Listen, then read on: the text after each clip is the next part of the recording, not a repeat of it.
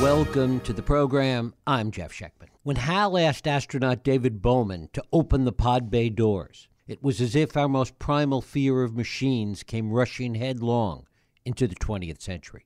Today, in our 21st century world, we understand the basics of the artificial intelligence behind Hal. We see it on display every day in our interactions with Siri and Alexa, our reliance on algorithms, in flying our planes, and soon our self-driving cars. It's the beginning of the blossoming of a brave new world. But in fact, AI is the internet of 1995. While it dominates every conversation about technology, commerce, the workplace, and the economy today, there's an awful lot we don't know and an awful lot of misinformation. Its impact can be felt in manufacturing, retail, healthcare, robotics, finance, and science, as well as defense and national security. The academic progress of AI is taking place every day in places like Stanford and Google and Amazon and Facebook. And the proverbial elephant in the room with respect to AI is always China and its deep, rich, and no-holds-barred commitment to be the world's leader. But nothing beats understanding AI's future by looking at how we got here and who are the people that made it happen. What were the underlying ideas and emotions that really portend its future? We're going to talk about this today with my guest, Cade Metz. Cade is a technology correspondent with the New York Times, covering artificial intelligence, driverless cars, robotics, virtual reality, and other emerging technologies. Previously, he was a senior staff writer with Wired, and it is my pleasure to welcome Cade Metz here to talk about his new book, Genius Makers: The Mavericks Who Brought AI to Google, Facebook, and the World. Cade, thanks so much for joining us. Glad to be here. Well, it's great to have you here. One of the things that we do with technology is we kind of look at it as a thing unto itself, and we spend all this time talking about it and trying to understand it. One of the things that you do in Genius Makers with AI is really try and get behind the people that created it, that brought it to where it is today.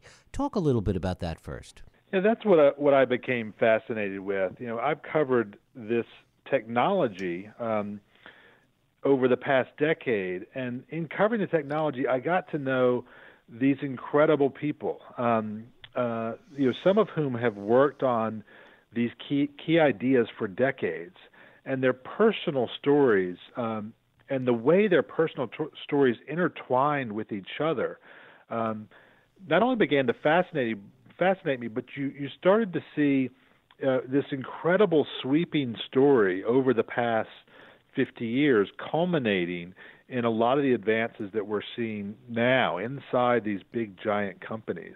And that was really the seed of this book. And really in understanding it and how AI in particular has evolved, it's worth looking at how these notions of AI, how it evolved the way it is today, that really it's a product of human imagination. It certainly is, right? The book begins in 2012 with a key moment, but then it flashes back to the 1950s when you had a group of people who gathered at Dartmouth University and coined that term artificial intelligence, right? And they had these grand notions of what that would be, and you see that in the name, right? Just the term artificial intelligence, is such a grandiose choice, and that's good and it's bad, right? You see this desire in so many people to build technology that can behave like the human brain, right? And you have to admire that.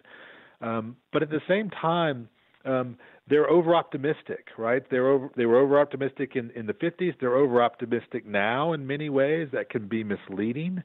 And anytime you have that extreme ambition, sometimes you're blind to the flaws in the technology as well, and that's something we're dealing with as a society right now.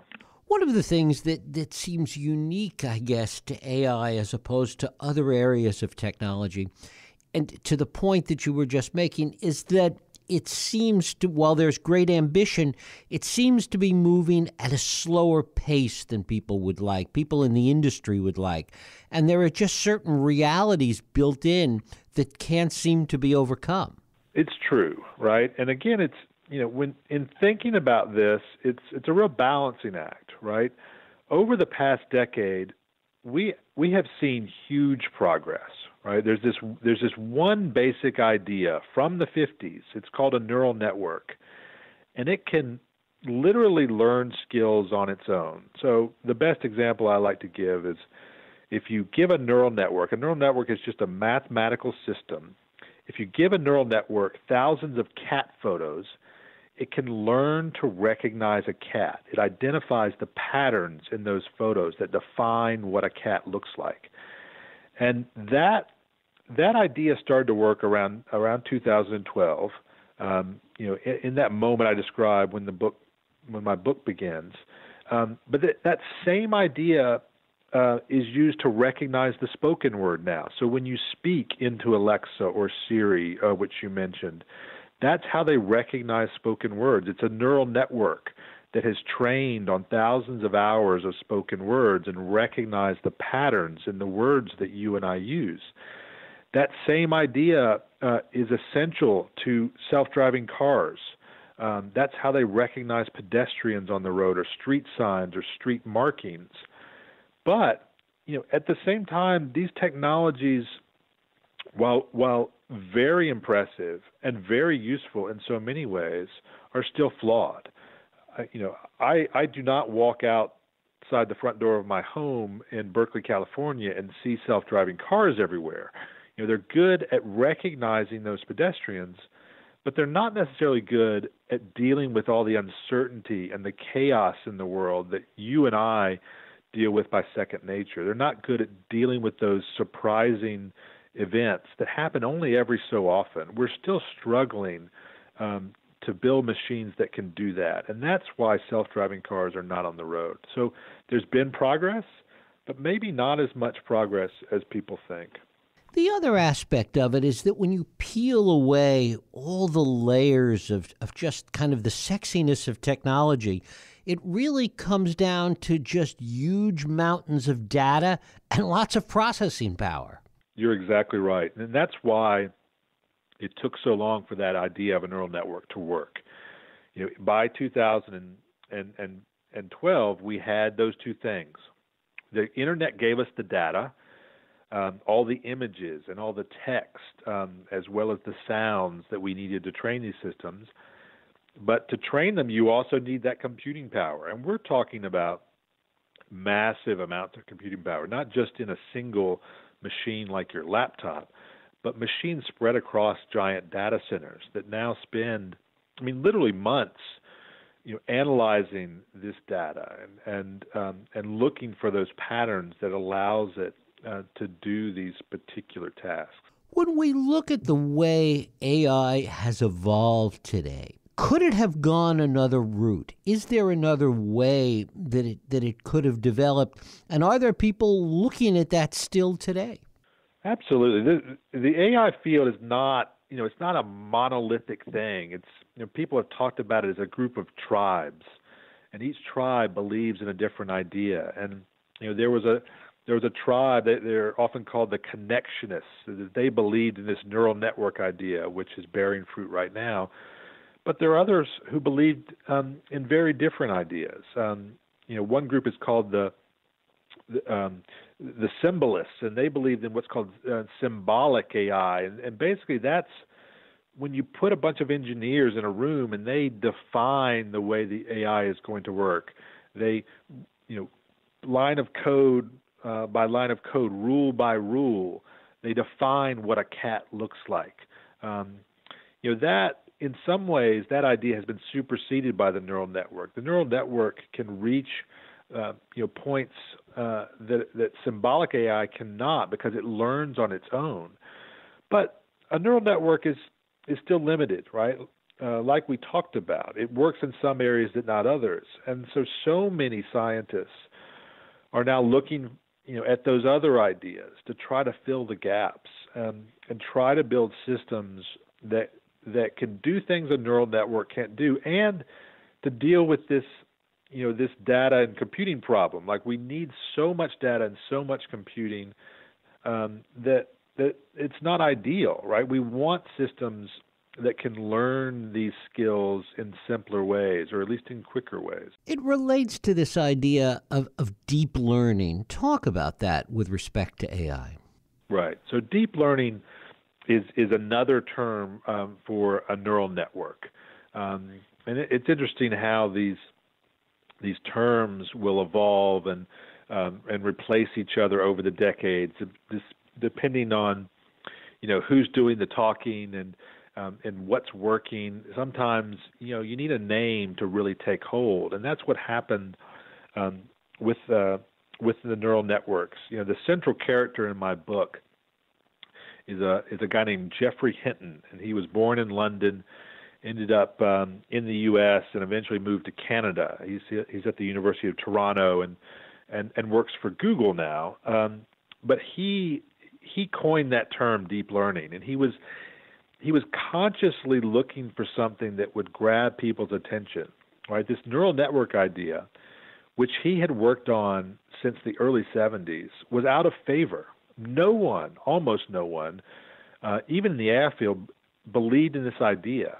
And so one of the things he was trying to do was to draw more attention to it and to kind of, restart things. And he settled on this term, deep learning. He used it in a speech at a big AI conference. And that is part of what happened, right? It needed a rebranding, so to speak, because it really was a dead idea until he and a small group of other people showed that it could work and brought it to people's attention.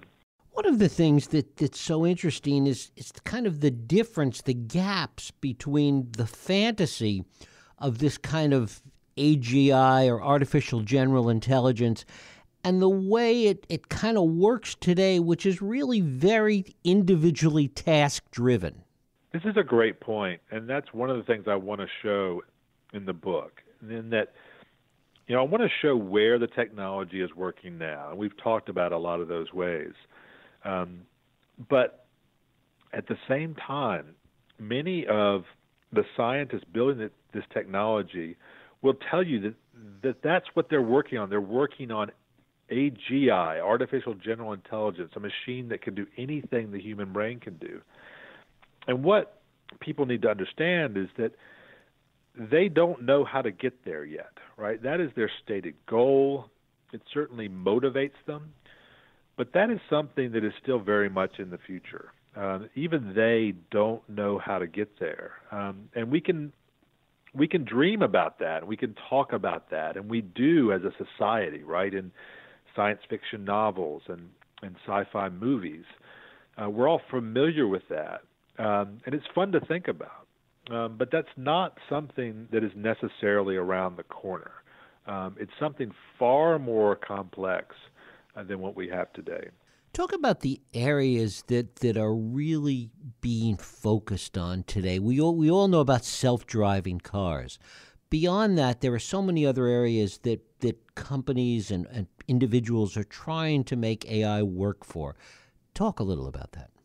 The one key area that I'm focused on, as a reporter at the Times at the moment, and this is a big part of the book as well, are these systems that can learn the nuances of natural language. So learn the nuances of English. And these systems work in the same way. They're essentially giant neural networks, and they analyze vast amounts of text.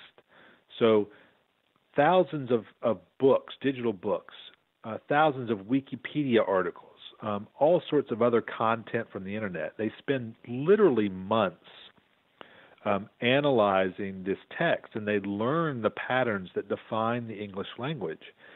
And then once they learn that, they can be applied to so many tasks. For instance, these systems, they're called language models. One prime example is what's called GPT-3, built by a lab called OpenAI, which was founded among others Elon Musk. This system, it can help drive a search engine like Google. And in that case, it helps understand what you're asking and helps give it to you. But it can also generate its own text. it can generate its own tweets. It can generate blog posts. It can generate entire articles. And in some cases, it does so in a perfect way. The punctuation is perfect. It is English as you and I know it, and you can't distinguish it from English that you and I would write. Now, it's still flawed. If you spin the dial 10 times, so to speak, it'll give you 5 examples that are perfect, but it'll also give you 5 that are not. And so we're not to the point where it does it 100% of the time. But one example I often give, because I've used this system quite a bit, is you could say, ask it to give you a speech in the voice of Donald Trump, and 5 times out of 10, it will give you a speech that will have your jaw on the floor because it sounds so much like a Donald Trump speech. That's a remarkable thing, and it has implications across not only the tech industry but our daily lives. It's going to affect so many different technologies, and there are a lot of worries about it as well. Which is what I want to talk about next, the worries in terms of things like deepfakes, which goes to a little bit to what you were talking about regarding speech, and also the weaponization of it. Yes. I mean, you're right. So deepfakes is a great example, and it plays right into what I was talking about, right? These systems, they can not just generate their own images. Still images as well as video, but they can generate their own text. And what that means is they can generate disinformation. And that is, in my mind, a huge, huge concern. Anyone who's lived over the past 4 years knows how dangerous disinformation, particularly online, can be.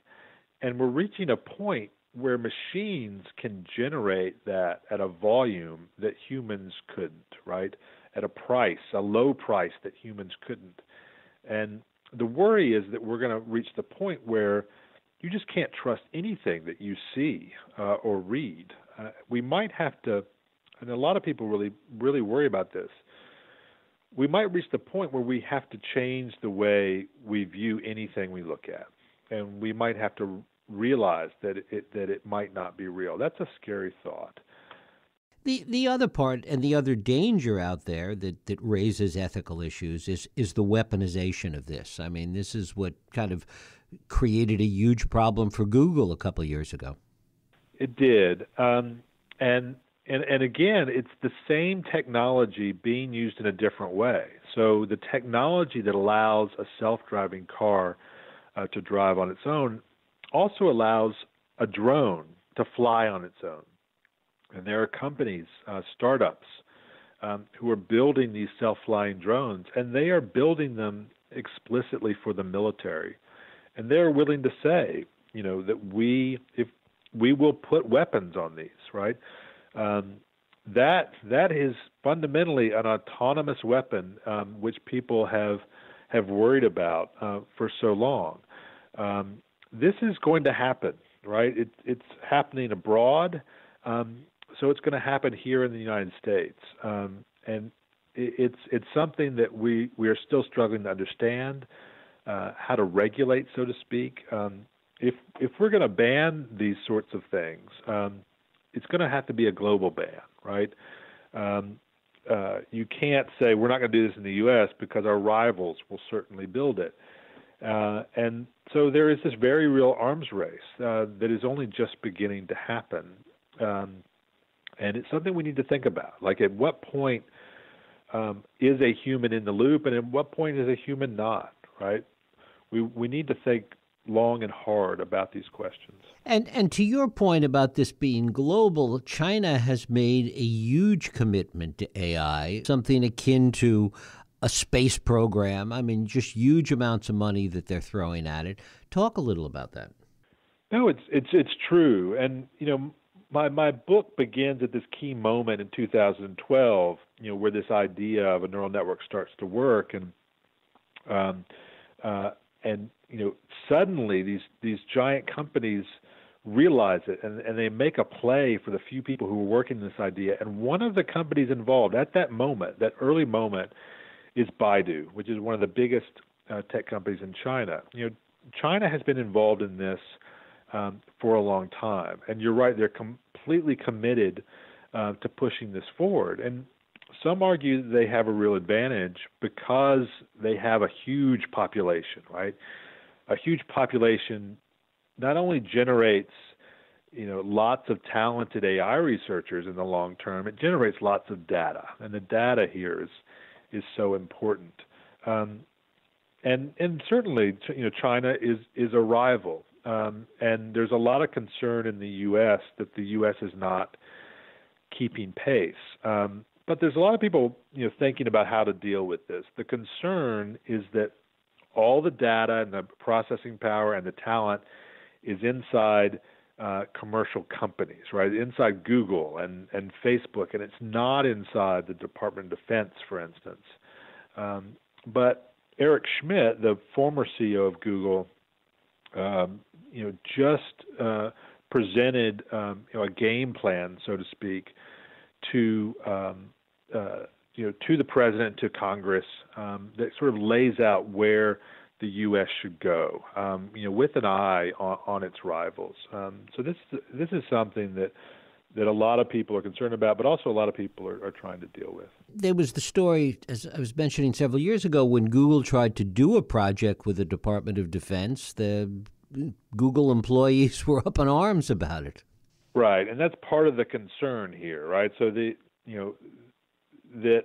Google started working with the DoD, and there were people at the company, who did not like the idea, and they didn't like that what they were building was being used in that way.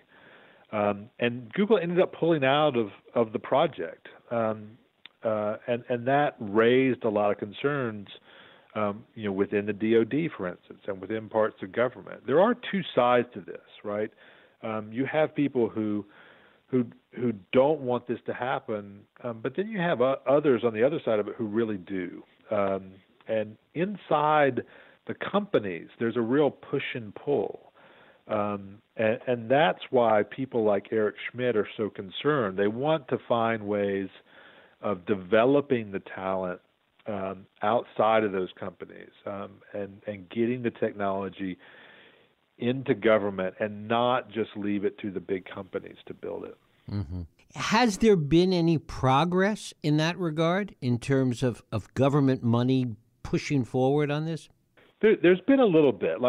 Part of it is that the Department of Defense was not really set up to work with companies like Google or startups in Silicon Valley. They're designed to work with these traditional defense contractors, right, like Raytheon or Booz Allen, and they don't really know how to work with these tech companies. But there's been a lot of effort to change that, and they now have new organizations that are meant to liaise with the Googles and the startups of the world, and you're starting to see that, right? I talked about those self-flying drone companies, right? Those are all startups for the most part, and they are working with the DoD. The DoD is interested. There's a lot of back and forth there that you didn't really see in the past. It's interesting that there was the model so many years ago vis-a-vis the internet with things like DARPA that arguably kind of could have set the stage for this kind of collaboration. You bring up a great point, right? Amidst that controversy at Google, where they worked on that project, which was called Project Maven, there was this uproar, and sort of the storyline is that Silicon Valley was opposed to working with the government. And the irony there is that Silicon Valley was built on government money. It was built on Department of Defense money. The internet was built on Department of Defense money. What you've seen is that just recently there's more of a concern about this in Silicon Valley. And a lot of that is about the Edward Snowden incident, where this CIA ex-CIA analyst revealed that there were efforts to spy on the American public through these companies, right? Through the technological infrastructure of companies like Google. And so a lot of the people working at Google developed a a new skepticism, a new disdain in some cases for government work, and that's part of what's going on there. So it's more complicated than people might think. And finally, in the time we have left, talk a little bit about the individuals today. I mean, Silicon Valley is no different than any place else in that it has its star systems and its celebrity culture. We certainly see that every day playing out with respect to people like Elon Musk and in the social media world. Who are the people to be watching in the AI field today? Well, I mean, Elon Musk is certainly one. He's a character in my book. And people know a lot about him, and he is someone who soaks up a lot of the attention. But my book looks at these other creators and who are more influential when it comes to these technologies. We talked about Jeff Hinton, who's at Google, is a key player here. But Elon Musk has actually stepped away from OpenAI, this AI lab he created, and now it's being run by a guy named Sam Altman, who is a younger Silicon Valley player, and he's very much pulling the strings there, and has brought in some serious talent to that lab from places like Google. One of Jeff Hinton's former students, Ilya Sutskever, is one of the leaders of that lab. The landscape there is different than people might think, and that's what my book aims to chronicle. Cade Metz, the book is Genius Makers, the Mavericks who brought AI to Google, Facebook, and the world. Cade, I thank you so much for spending time with us. It was great fun. Thank you. Thank you.